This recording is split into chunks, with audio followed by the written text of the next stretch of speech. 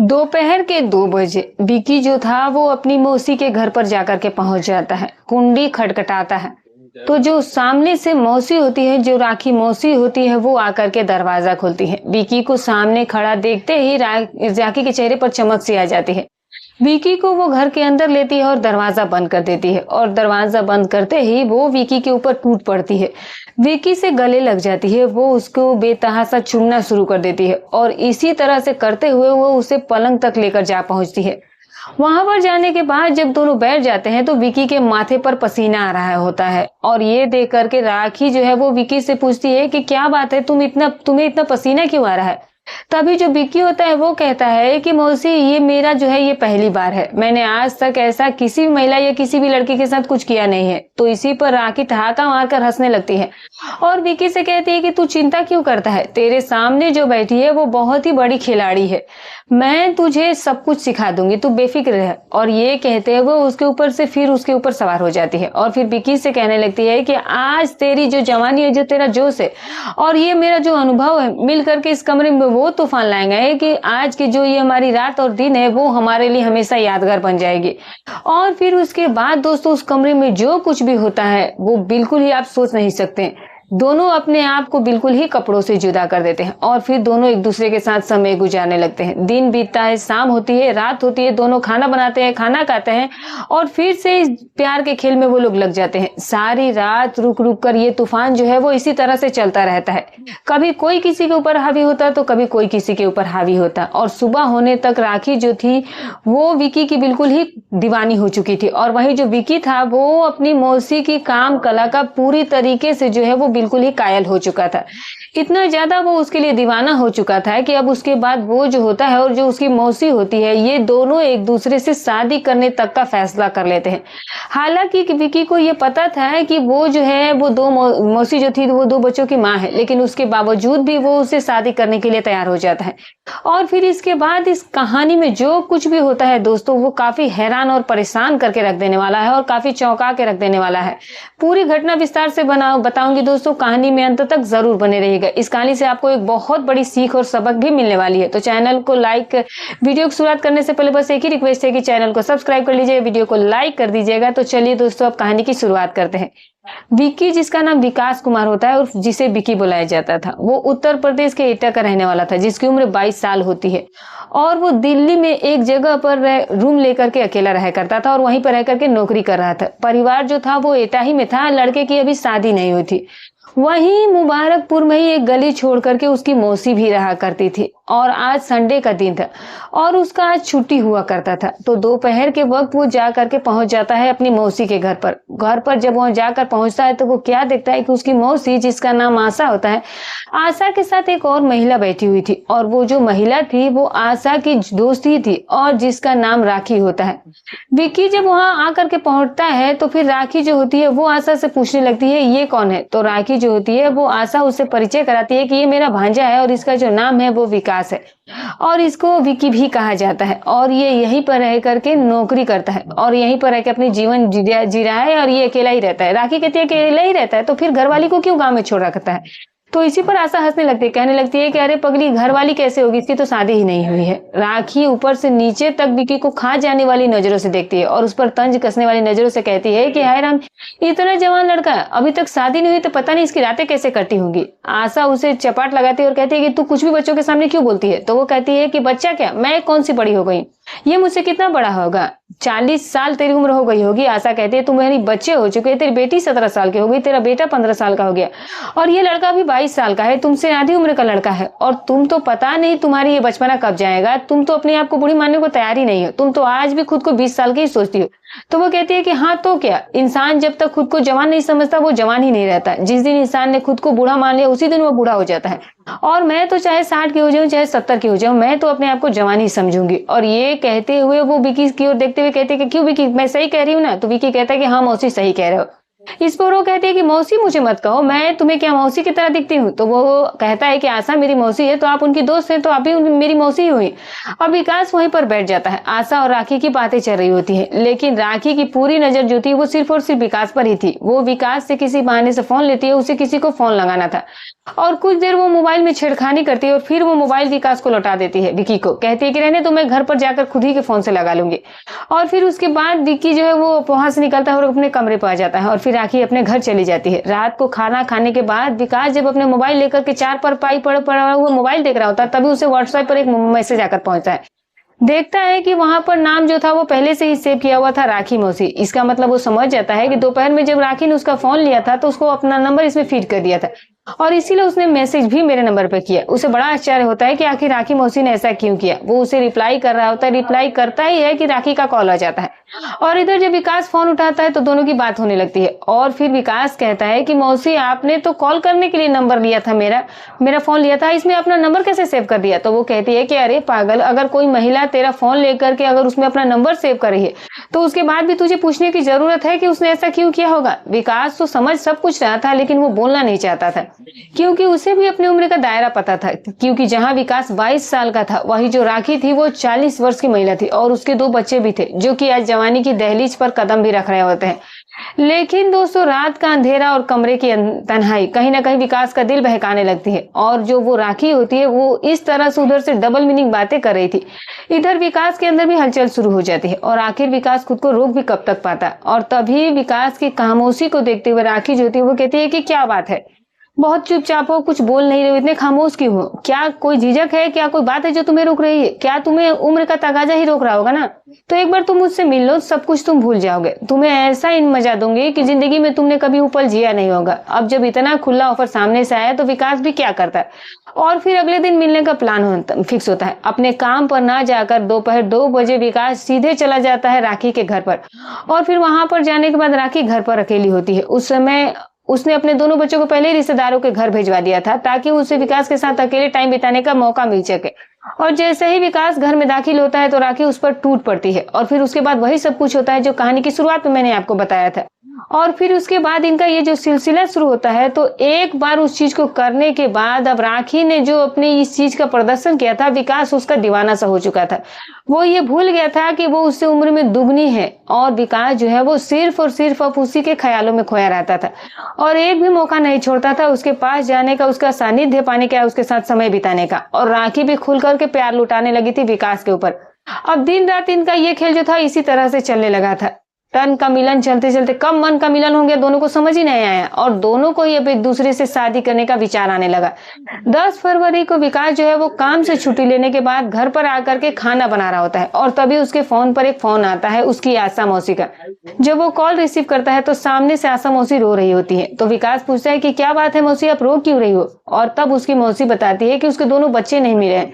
दरअसल उसकी आशा मौसी के 2 छोटे बच्चे थे, जिसकी उम्र 8 साल और 5 साल थी। बेटों का नाम रिंकू होता है और छोटी बेटी का नाम पिंकी होता है। दोनों जो थे वो सुबह जब दोपहर में घर से खेलने के लिए निकले तो फिर शाम को लौट कर नहीं आए, और जब विकास को ये बात पता चला तो फिर खाना बनाना छोड़ करके वो तुरंत मौसी के घर की ओर जाता है। और जब वहां पर जाकर देखता है तो मौसी का रो रो कर बुरा हाल था, और उसके मौसा जो थे वो बच्चों को ढूंढने के लिए चले गए थे। उसके बाद विकास भी बच्चों को ढूंढने के लिए निकल जाता है। रात के 10 बजे तक विकास और उसका मौसा बच्चों को ढूंढ रहे थे, लेकिन बच्चों का कहीं कुछ पता ही नहीं चल रहा था। और फिर उसके बाद विकास और विकास का मौसा और विकास की आशा मौसी वो एक थाने में जाकर के पहुंचते हैं, और फिर वहां जाने के बाद अपने बच्चे की गुमशुदगी की रिपोर्ट दर्ज करवाते हैं। छोटे छोटे 2 बच्चे नदारद होने पर पुलिस जो है वो मामले को संजीदगी से लेती है, और तुरंत ही बच्चों की तलाश शुरू कर दी जाती है। पुलिस जब इलाके में जाकर के पूछताछ करने लगती है तो वहां पर एक जगह से पता चल जाता है कि जो ये दोनों बच्चे हैं इन्हें जो है वो राखी के साथ देखा गया था। किसी जानने वाले ने ये बात बताई। अब राखी कौन थी ये बात पुलिस तो नहीं जानती थी, लेकिन ये बात जैसे ही पुलिस को पता चलती है और जाकर के इनके परिवार से जब बात की जाती है तो ये जो आशा होती है ये जोर जोर से चीखने लगती है कि हाँ वो राखी है, और वही बदचलन है, और उसी का ये किया धरा है, उसी ही ने ही मेरे बच्चों को कहीं ले गए और वो कहीं मेरे बच्चों के साथ कुछ करना दे। वो पुलिस वालों से गुहार लगाने लगती है कि जल्द से जल्द आप राखी को पकड़िए और कैसे भी करके मेरे बच्चों को बचा लीजिए। विकास जो था वो सर झुकाए खड़ा था, और पुलिस जब पूछती है आशा से कि आखिर राखी से आपकी ऐसी क्या दुश्मनी है, क्योंकि जितना हमें पता है वो तो आपकी सहेली थी, तो फिर राखी ने आपके साथ ऐसा क्यों किया, इसके पीछे की क्या वजह रही होगी।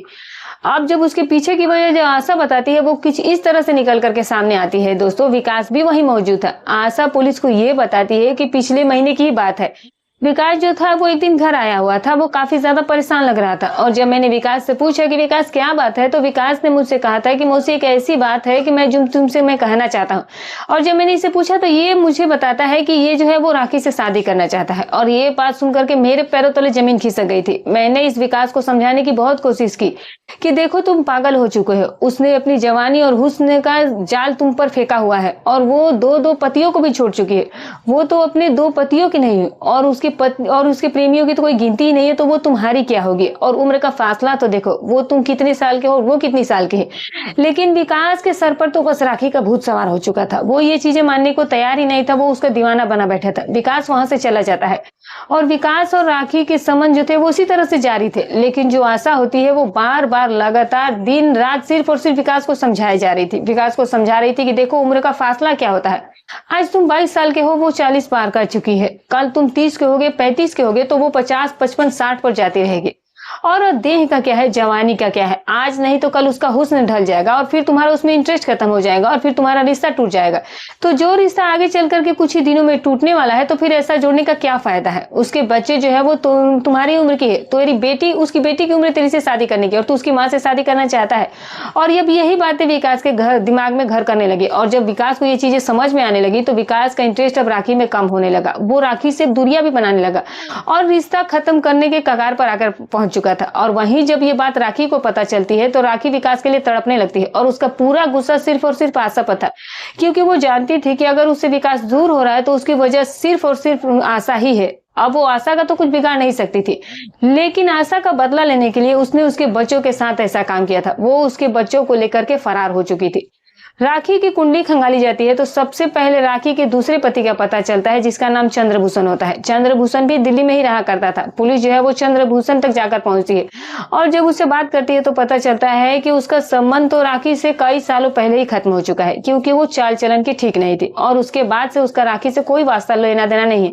चंद्रभूषण से पुलिस को यह पता चलता है कि राखी का जो पहला पति है वो बिहार का रहने वाला है, बिहार के आरा जिले का रहने वाला है और उसके गांव का नाम भी पुलिस को मिल जाता है।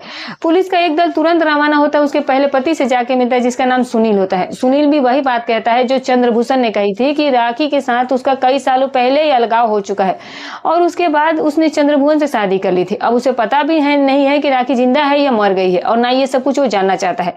लेकिन पुलिस को वहां से उसके मायके का पता चलता है जो कि दानापुर में स्थित होता है और पुलिस जब उसके मायके में जाकर के पहुंचती है तो फिर राखी के माँ बाप जो है वो पुलिस को बताते हैं कि राखी यहाँ पर 6 दिन पहले आई जरूर थी और उसके साथ 2 बच्चे भी थे और उसने ये बताया था कि ये दोनों बच्चे जो है उसके पड़ोसन के हैं और उसके साथ वो आने की जिद कर रहे थे और इसीलिए उन्हें अपने साथ लेकर के आ गई।